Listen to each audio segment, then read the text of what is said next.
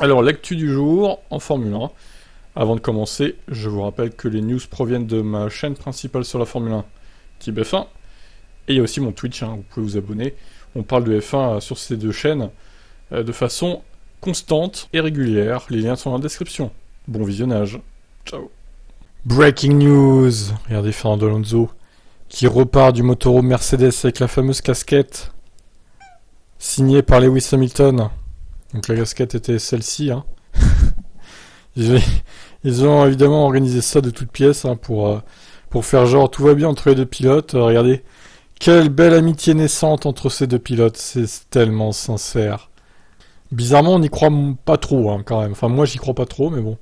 C'était pour faire genre aux yeux de tous, tout va bien entre les deux, il n'y a pas de rancœur. Mais s'il y a encore un accrochage entre les deux, à mon avis, ça va repartir dans les noms d'oiseaux, On le connaît, le Fernando. Surtout qu'il est très sanguin, il s'énerve vite. Alors en plus, si c'est encore Hamilton, là, ça va chier. Donc voilà, tout ça pour vous dire que Mercedes et Hamilton ont remis la fameuse casquette à Fernando. C'était pas juste pour me faire une photo sur Instagram, c'était vraiment pour lui remettre la fameuse casquette. Et c'était très drôle en tout cas. Allez, rendez-vous en piste maintenant. Ciao.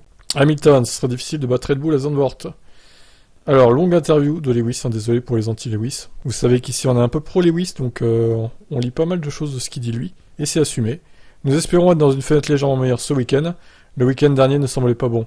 C'est comme de faire 2 pas en avant et 5 en arrière, au niveau de la confiance, mais je pense que c'était peut-être un cas unique avec cette piste. J'espère donc que ça sera mieux. Je pense qu'il va être difficile de battre les Red Bull quoi qu'il arrive, donc il va falloir que quelque chose se passe pour créer cette opportunité. Mais c'est toujours possible, donc nous verrons.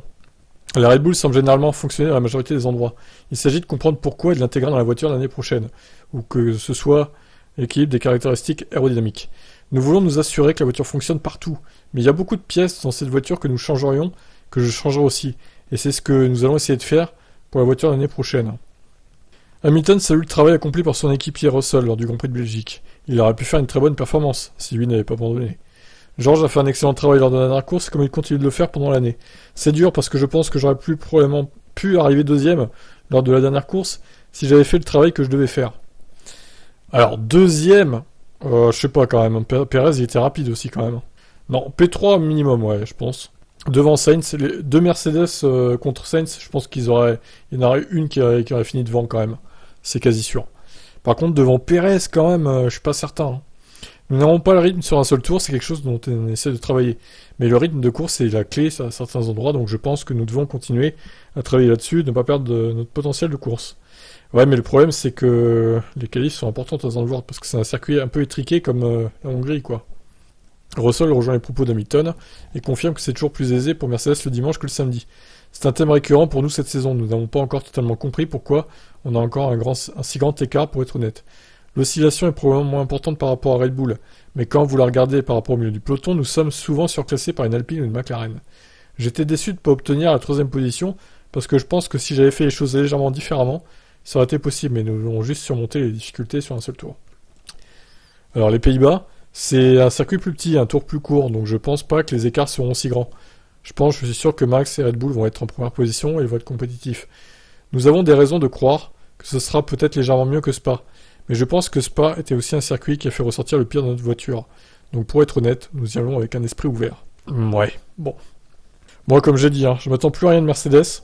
Ils sont tellement inconstants en fait avec cette voiture que c'est tout ou rien. Les qualifs c'est de la merde, après la course c'est plutôt pas mal. Mais apparemment, après il y a un accrochage. Donc au final il n'y a qu'une des deux voitures qui peut finir. Donc c'est compliqué de prévoir ce qu'ils vont faire comme performance honnêtement eux. Red Bull et Ferrari, on peut plus facilement prévoir, mais Mercedes, c'est compliqué quand même. Donc, écoutez, on advienne que pourra, et puis on verra ce qu'ils font comme résultat. Je vous laisse commenter, ciao. Alors, Pierre Gasly finalise son contrat avec Alpine.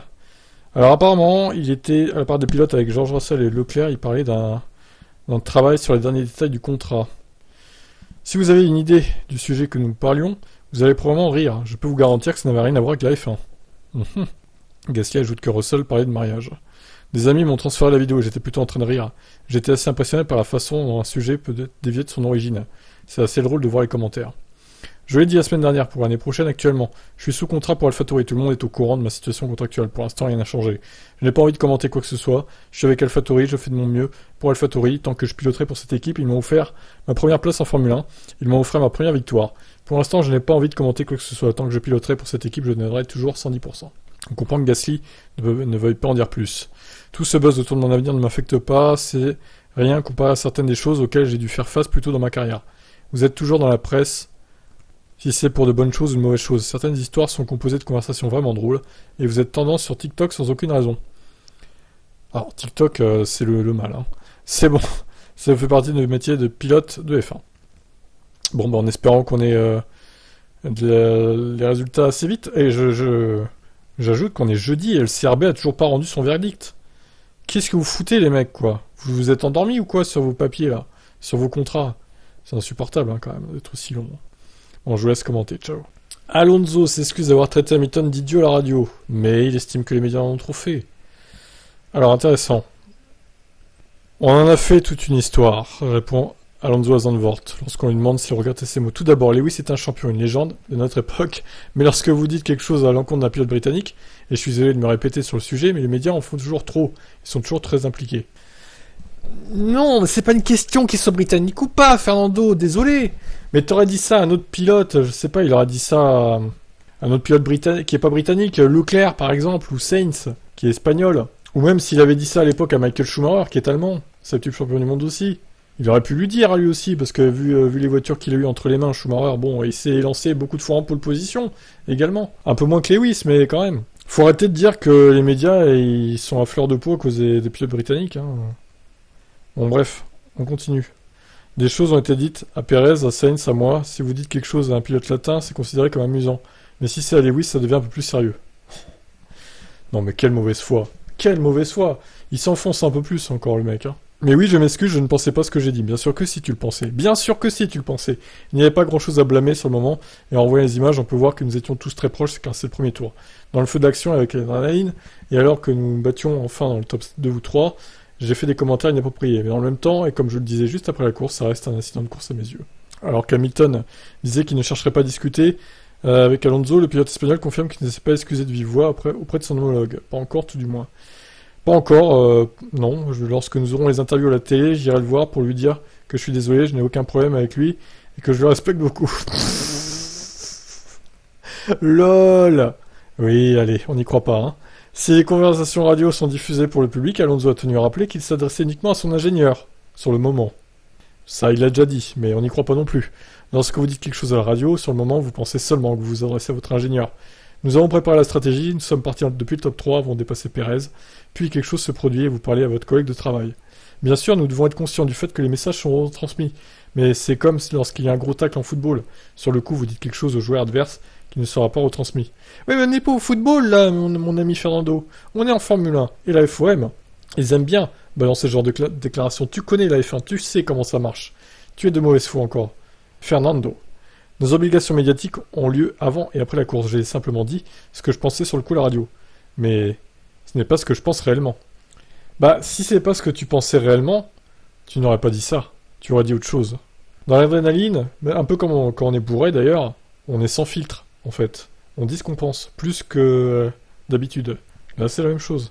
Suite à cet incident, Alonso affirme qu'il se montrera désormais plus prudent au sujet de ce qu'il dira à la radio. Je vais essayer de rester silencieux à la radio, afin de ne pas participer à un spectacle que je n'approuve pas. L'Espagnol est donc contre la diffusion des messages radio des pilotes. C'est le seul sport où ça se produit.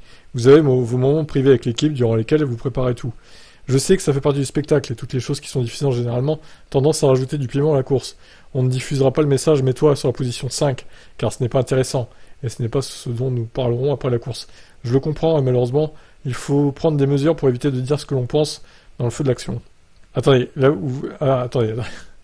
Il faut prendre des mesures pour éviter de dire ce qu'on pense dans le feu d'action. Je croyais que tu ne pensais pas ce que tu avais dit, Fernando. Oh là là, il s'est piégé tout seul. Mais qu'il est nul. Mais c'est incroyable. Alors là, il s'est grillé tout seul. J'ai rien d'autre à ajouter, tout est dit là. Incroyable, Fernando. Qu'est-ce que vous en pensez de ta déclaration? Max Verstappen nommé officier de l'ordre d'Orange Nassau aux Pays-Bas. Oula. On va l'appeler comment, lui? Lord Max Verstappen ou Sir Max Verstappen? Monseigneur Verstappen. Le champion du monde en titre s'est vu remettre cette décoration royale par la ministre des Sports Connie Helder, en présence de sa famille et de ses proches. Il faut bien plus que du talent pour devenir champion de nombreuses années de travail acharné, d'efforts, de persévérance. Avec cela, vous êtes une grande source d'inspiration pour beaucoup. Et à la fin, en tant que premier néerlandais, vous avez remporté le titre mondial de F1. Quelle réalisation incroyable! Avec cela, vous mettez les Pays-Bas sur la carte. C'est un grand honneur de recevoir cette nomination. Je suis très reconnaissant vers ma famille et mes amis proches pour leur soutien depuis mes toutes premières années de course jusqu'à aujourd'hui. Je tiens également à remercier Red Bull et mes sponsors personnels. Sans tout ce soutien, je ne serais pas là où je suis aujourd'hui. De plus, je tiens à remercier mes fans du monde entier, en particulier l'Orange Army. Leur encouragement à chaque fois sont écrasants. C'est incroyable de voir autant de Néerlandais impliqués dans le sport. J'attends avec impatience ma course à domicile. À l'occasion de sa nomination au poste d'officier, la CNAC National Motorsport Federation a décidé d'offrir à Max Verstappen la licence de course néerlandaise numéro 1. En partie à cause de son succès, l'intérêt du public pour la F1 a fortement augmenté aux Pays-Bas. L'année dernière, le Grand Prix des Pays-Bas est revenu à Zandvoort après 36 ans d'absence. Bon voilà, bref. Max Verstappen, voilà, nommé officier de l'ordre d'Orange-Nassau. Ordre honorifique et militaire des Pays-Bas. Très bien. Le soldat Max, avec sa nouvelle décoration. Allez, je vous laisse. L'officier Max maintenant, du coup. Inclinez-vous devant tant de puissance. Allez, ciao. Zandvoort n'est pas encore en position de renouveler son contrat avec la F1. Nous ne pouvons l'organiser que s'il est financé à 100%. Alors, c'est quand même étonnant parce que vu le nombre de fans qu'il a, Verstappen, c'est étonnant qu'aucun sponsor soit prêt à payer le prix pour organiser le Grand Prix, quoi. De façon régulière et certaine. Au début, il était difficile d'organiser un événement à cause du coronavirus. Elle m'est Dominique. Cependant, on m'avait promis que ce serait un Grand Prix unique. Et je dois dire que ça a fonctionné. C'est vraiment le meilleur événement en termes d'ambiance. Nous avons maintenant beaucoup d'intérêt d'autres endroits du monde, mais nous voulons y aller que s'ils peuvent offrir la même expérience que Zandvoort. Il admet que le circuit a encore du travail à faire sur certaines installations, car si l'histoire et les environs sont impressionnants, il vieillit également. Néanmoins, Zandvoort continue de tenir ses promesses. Le patron du Grand Prix des Pays-Bas, Yann Lammers, révélant qu'il y aura un tiers de spectateurs en plus ce week-end par rapport à 2021. Mais ça ne signifie pas automatiquement que les négociations pour un nouveau contrat couvrant 2024 et au-delà seront fructueuses. Nous ne sommes pas inquiets pour les ventes de billets, mais pour le financement, la billetterie ne suffit pas. Nous avons aussi besoin de nos partenaires, de sponsors du gouvernement. On peut organiser un événement que s'il est financé à 100%. Pour l'instant, nos accords s'arrêtent pour 2023. Après, c'est incertain, mais tout le monde y travaille bien entendu. L'ancien pilote néerlandais Van der Garde, ambassadeur de la course, est cependant optimiste. Tant qu'on aura Max Verstappen, il y a de très bonnes chances que la Formule 1 reste à Zandvoort dans les années à venir, et c'est bien sûr très bien. Bon, Zandvoort, ça reviendra l'année prochaine, par contre, après, on ne sait pas. On sait pas, même si je suis plutôt d'accord avec Van der Garde, à mon avis, tant qu'il y aura Max et ses fans hardcore qui seront prêts à payer le prix pour voir leur pilote fétiche, à mon avis, le Grand Prix restera. Donc j'espère qu'on aura une course avec un peu plus de spectacle qu'en 2021, parce que 2021, le spectacle n'était pas dingue, hein, quand même. À voir, ça changera peut-être cette saison. Allez, ciao. Tsunoda, toujours dans le flou concernant son avenir. Alors, l'équipe a plutôt un backup pour voir que trop de pilotes, déclare-t-il. Alors, ce qui pourrait le sauver, Tsunoda, ce qui pourrait le faire rester, c'est que si Gasly s'en va. Ils peuvent pas mettre deux débutants chez AlphaTauri. Alors, à moins de faire revenir Ricciardo chez AlphaTauri, moi, ça paraît un peu improbable quand même. Ou alors d'attirer Mick Schumacher, et de virer donc Tsunoda et de mettre Colton Herta avec Mick Schumacher. Ça pourrait, mais bon, ça paraît improbable quand même. Donc il a dit quoi, Tsunoda? Je ne peux rien dire au sujet de l'implication de Honda sur mon avenir. Mais je sais que ce genre de choses déclenche ou déclenchera un contrat l'année prochaine. Quant aux rumeurs, il semble que l'équipe a plutôt un backup pour voir que trop de pilotes. Pour le moment, je peux rien dire, je dois juste conduire. Pour moi, c'est ce que je peux faire maintenant, c'est me concentrer sur moi-même et obtenir des résultats, parce que ça fait trop longtemps que je n'ai plus marqué de points. C'était depuis le Grand Prix d'Espagne. Alors, combien il a marqué de points par rapport à Gasly, lui, déjà? Je me rappelle plus. Voyons. Yuki, il est où, Yuki? Yuki, il a 11 points, et Gasly, 20. Il a quand même presque 2 fois moins de points. C'est beaucoup quand même. Et surtout que Gasly, bon, il marque des points un peu plus régulièrement que Tsunoda. Même si, évidemment, on peut aussi dire que l'AlphaTauri n'est pas au niveau pour marquer des points régulièrement. Ça, c'est une réalité, mais bon. Le fait est qu'encore une fois, Gasly a plus de points que Tsunoda. Donc, compliqué, là. Compliqué pour Tsunoda. Après, je serais tenté de le laisser quand même 2023, voir ce qu'il a à nous montrer encore. Et par contre, si 2023 c'est pareil, ça dégage. Hein. Au bout d'un moment, voilà. Hein. Laissons-lui une autre saison pour essayer de prouver ce qu'il a prouvé. Et puis après, on verra. Je sais pas ce que va faire AlphaTauri, honnêtement. Si Gasly reste chez AlphaTauri, pour moi Tsunoda est plutôt menacé. Par contre, si Gasly s'en va, ça devrait aller pour lui, pour l'année prochaine. Voilà ce que j'en pense. Qu'est-ce que vous en pensez, vous, de Tsunoda? Allez, bye bye.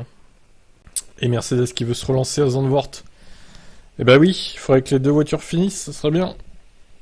La Belgique était un week-end difficile pour nous en tant qu'équipe, mais ces week-ends sont ceux qui vous motivent vraiment et vous font creuser plus profondément. Il y a eu de 6 grands extrêmes tout au long du week-end, différence de rythme samedi et dimanche, un premier tour difficile pour Lewis et George finalement, en lutte pour le podium. On a travaillé dur pour comprendre nos difficultés à Spa et heureusement, nous n'avons pas longtemps à attendre avant de pouvoir utiliser et maximiser ces apprentissages. Ce qui fera la différence pour le reste de la saison, c'est la rapidité et l'efficacité avec lesquelles nous pourrons continuer à apprendre pour avoir une meilleure performance cette année et surtout la suivante. Dans les apprentissages de Spa, il y a surtout une découverte selon le directeur de Mercedes. Nous n'avions pas le bon setup aérodynamique pour cette piste, mais c'était un mal nécessaire pour bien utiliser les pneus. On nous a demandé si notre moteur, maintenant gelé jusqu'en 2025, était à la hauteur. Et je peux vous assurer que oui. Notre unité de puissance est absolument bonne. Nous avons vu que tout le monde est à peu près à moins de 5 chevaux d'écart. La direction que nous avons prise avec les pilotes pour la course, c'est comme monter une aile d'un Airbus A380 à l'arrière. Ça a évidemment provoqué beaucoup de traînées. Bon, donc ils ont fait ça pour bien chauffer les pneus, d'où la VMAX un peu en dessous, quoi.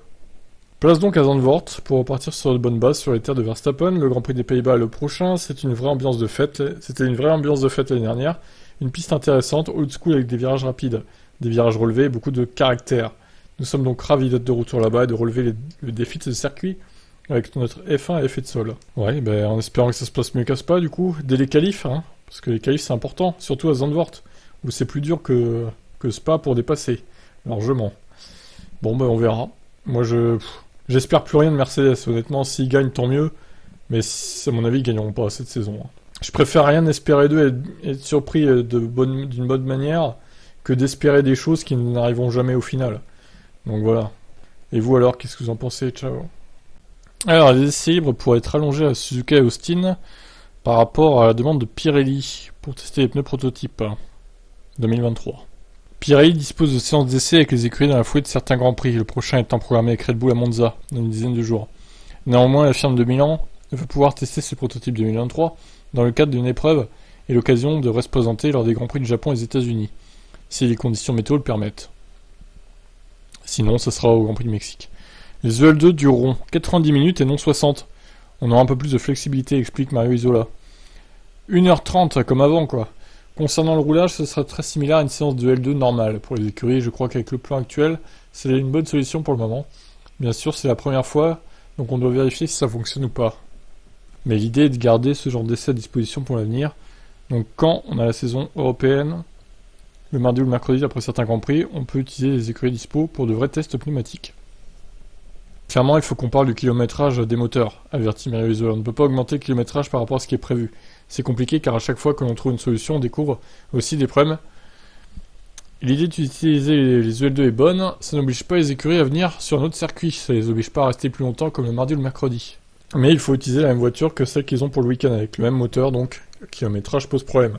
À chaque fois qu'on en a une idée, il faut en discuter pendant des semaines pour trouver une solution définitive qui fonctionne. Ah, j'avoue, le kilométrage des moteurs, ça peut poser problème. Sachant qu'on va arriver en fin de saison en plus, les moteurs vont être bien usés, donc qu'est-ce qui va se passer à ce moment-là, quoi? Bon, sinon l'idée est pas mauvaise, qu'est-ce que vous en pensez? Ciao. Red Bull confirme que ça ne bouge plus pour un accord avec Porsche. Le temps presse, il reste 1 mois et demi. En annonçant qu'Audi sera sur la guerre en 2026, le PDG d'Audi, Marcus Wiesmann, a indiqué la semaine dernière en Belgique que Porsche arriverait définitivement en Formule 1 et que sa base en serait en Angleterre, sous-entendu à Milton Keynes. Ce qu'a dit M. Wiesmann est prématuré et les pourparlers ne sont pas encore terminés. Ça ne bouge plus depuis quelques semaines, explique le consultant Marco.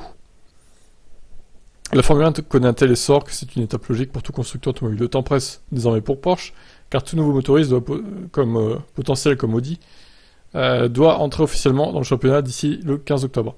Le patron de l'équipe Red Bull, Christian Horner, insiste cependant sur le fait qu'il est encore temps. Il est minuit 10 et Cendrillon s'est déjà enfui. Qu'il est drôle, hein. Donc oui, le timing est serré, mais c'est la Formule 1, et on revient à une partie de la créativité et du dynamisme des équipes pour toujours surmonter les défis. Ce sera en tout cas excitant de voir plus de motoristes en 2026. Bon, à voir, hein. Il leur reste un peu de temps pour négocier. Je crois que Red Bull, ils ont pas trop envie que Porsche prenne le contrôle de leur équipe, ce qui est logique. Ils veulent garder le contrôle de leur équipe gagnante. Ils veulent pas se débarrasser du concept Red Bull, de la marque Red Bull surtout en Formule 1. Ils veulent que ça reste pour vendre un peu plus de canettes. Donc clairement, c'est ça qui fait traîner les négociations entre les deux. Allez, je vous laisse commenter. Qu'est-ce que vous en pensez? Est-ce que ça va se faire selon vous? Ciao. Hamilton a subi un impact vertical de 45 G à Spa. Et oui, quand même. C'était un gros impact. Il était mesuré à 45 G par l'enregistreur de données de sa voiture, ce qui représente une très forte charge verticale. Il va bien, il sera de retour à Zandvoort, prêt à se battre. Et d'abord pour lui-même, car il est frustré parce qu'il avait une voiture très rapide et que le podium était possible, mais comme nous, il ira de l'avant. Alors, très rapide. Rapide, pas très rapide. Très rapide, c'est Red Bull. Rapide, c'est Mercedes et Ferrari, c'est pas. Pour la course du moins, parce qu'en qualif, on peut pas dire que les Mercedes étaient rapides quand même. Alors que nous sommes en plein milieu d'un triplé de course, Mercedes dispose de peu de temps pour identifier puis réparer les dégâts subis par la voiture d'Hamilton. Il y a suffisamment de photos circulant sur Internet pour mesurer à quel point il était haut et à quel point l'impact était important, poursuit Wolves. Ce que nous avons remarqué presque immédiatement après l'impact était la perte de liquide de refroidissement. Vous pouvez voir sur la caméra embarquée d'Alonso que le liquide de refroidissement va sur lui. Bien fait, bien fait. Mérité pour Fernando. Ça n'a rien fait, mais bon, c'est pas grave. Il a de la chance que c'était pas de l'huile d'ailleurs. Puis nous avons vu les températures de la voiture monter assez vite et c'est la raison pour laquelle nous avons décidé de l'arrêter. Ouais, d'où aussi la fumée blanche là derrière le moteur. Mais maintenant, il nous falloir quelques jours pour examiner tous les composants. Il est certain que des éléments tels que les suspensions et la boîte de vitesse auront subi des surcharges. Et nous devons nous assurer que de tout le travail qui doit être accompli avant Zandvoort. Et oui, tout à fait. Donc voilà, espérons que ça se passe mieux pour Hamilton à Zandvoort. Je vais se commenter, ciao. Eddie Jordan relate sa visite refusée à Michael Schumacher. Personne ne pouvait le voir à l'exception de sa famille. Ouais, mais ça, c'est bien le problème. Eddie Jordan souhaitait rendre visite à son ancien pilote. Il explique que seule la famille était autorisée à le faire à ce moment-là. Corinna était à un moment donné la petite amie de l'un de nos pilotes, Frenzen, avant d'épouser Schumacher plus tard. Il y avait donc une connexion à un moment donné. Je me demandais s'il serait approprié que je lui rende visite. La réponse fut non. À ce moment-là, personne ne pouvait lui rendre visite à l'exception de sa famille. Cependant, je suis depuis en contact avec le jeune Mick, le fils de Michael, qui a été extraordinaire. Si Jordan peut se vanter d'avoir permis de lancer l'une des plus belles carrières de l'histoire de la F1, il n'est pas convaincu que Michael Schumacher soit forcément le plus grand pilote de tous les temps. Est-il le plus grand? J'ai quelques réserves à ce sujet, mais ce n'est que mon avis, chacun aura sa propre opinion. Il n'y a aucun doute sur le fait qu'il avait la vitesse, mais il y a certaines choses que je n'ai jamais vraiment aimées dans sa manière de courir. Oh, bien joué Eddie Jordan, magnifique. Ah bah je suis d'accord avec lui, clairement. Donc raison de plus pour la famille de refuser sa visite à Schumacher. Du coup, c'est pas avec ce genre de déclaration qu'ils vont le laisser voir à Schumacher. Allez, je vous laisse réagir, ciao. Alors Bottas évoque Abu Dhabi avec donc ce qu'Hamilton a ressenti, etc., etc. Le pilote finlandais évoque qu'un Hamilton totalement désabusé et incrédule quelques jours après le Grand Prix, alors que les deux hommes remplissaient des obligations pour leur équipe. Nous nous sommes vus après la saison lors de certains événements, nous avons eu une discussion brève, et oui, il était silencieux à ce sujet, et ne pouvait pas croire à ce qui s'était produit. Le Britannique Fairplay est allé féliciter Verstappen suite à son premier titre. À sa place, Bottas aurait-il fait preuve du même self-control? Je peux être assez calme si besoin, mais je suis certain qu'à l'intérieur de lui, il a dû vivre des moments difficiles. Il a fallu du temps pour qu'il s'en remette, j'en suis sûr. Je pense que ce serait la même chose pour tout le monde si vous battez pour le titre et que vous perdez dans le dernier tour avec, disons, des circonstances particulières, c'est difficile à accepter. Ça peut remettre votre amour pour le sport en question. Hamilton et Mercedes n'ont toujours pas remporté la moindre course en 2022, l'équipe allemande ayant mal débuté avec la nouvelle réglementation aéro. Bottas, qui a lui-même dû revoir ses objectifs à la baisse depuis qu'il est chez Alpha, juge que la situation sportive actuelle ne doit pas être facile pour Hamilton. Pour un pilote tel que Lewis, qui est habitué à se battre à l'avant et a beaucoup gagné, je pense que c'était difficile à accepter. Vous pouviez le voir, mais il semble avoir accepté la situation désormais et se concentrer sur son travail. Ils sont sur la bonne voie en ce moment. Bien sûr, je pouvais voir en début d'année qu'Abu Dhabi avait laissé des traces sur lui, mais il est désormais de retour. Hamilton a-t-il toujours des capacités de remporter d'autres titres? Connaissant Lewis, oui. Normalement, les difficultés le rendent encore plus fort. Je pense qu'il a connu une première partie de saison compliquée, mais dernièrement, il semble avoir retrouvé sa forme. Il sera fort dans le futur et ça n'en fait aucun doute. Octuple champion du monde en titre chez les constructeurs, Mercedes tombait de haut en début d'année, le marsouinage ayant grandement impacté ses performances. Et si ces dernières sont bien meilleures que depuis que le rebond est depuis bien moins important, le retard reste conséquent sur Ferrari et Red Bull. Pour Bottas, voir son ancienne équipe en telle difficulté en début de saison était très étrange pour tout le monde. Mais c'est la F1, vous ne savez jamais qui a fait les bons choix et qui s'est trompé. Ils ont évidemment rapidement progressé depuis leur première difficulté, ils sont même assez proches de la tête. C'est une grande équipe, une machine en quelque sorte, qui est toujours assez bonne, quand il s'agit de gérer les circonstances particulières et difficiles. Je n'ai jamais douté de leur capacité de s'améliorer. Ouais, bon, voilà, après on verra ce que ça donne, hein. Donc voilà, la petite interview de Bottas qui évoquait Abu Dhabi, donc en tant qu'ancien équipier d'Hamilton. C'est intéressant d'avoir son point de vue. Allez, ciao. Bah Max, qu'est-ce qui t'arrive à balancer tout ça là? Alors c'était après la Belgique, je crois. Il y a des vidéos qui ont tourné là, d'interview. Il révèle qu'il est toujours vierge. Max Verstappen envoie le monde de la F1 dans une frénésie de confession innocente. Alors, pourquoi il a rien fait avec Kelly? C'est assez étonnant, parce que ça fait un moment qu'ils sont ensemble quand même. Non mais, cette miniature avec Kiat là, qui pleure. Bah, au moins Kiat, lui, il est pas vierge, il a fait un gosse à Kelly, hein. Je voudrais pas dire, mais bon. Donc ils sont dans une relation avec Kelly depuis 2020 quand même. Et les remarques de Verstappen envoyées Twitter dans une frénésie. Donc du coup, ça vient du Red Bull officiel sur Twitter donc. I was 18, J'avais 18 ans, innocent. a virgin. I'm still a virgin. Et là, les gens ils rigolent moins.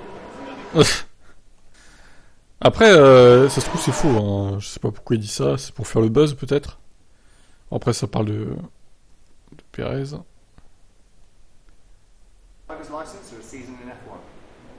A noter que Kelly Piquet a 9 ans de plus que son partenaire et a même un enfant avec Danny Kiat, nommé Penelope Kiat. Bon, bah écoutez, en 2 ans, si vraiment il a jamais eu de relation intime avec Kelly Piquet, de se poser des questions quand même, la Kelly. C'est quand même étonnant.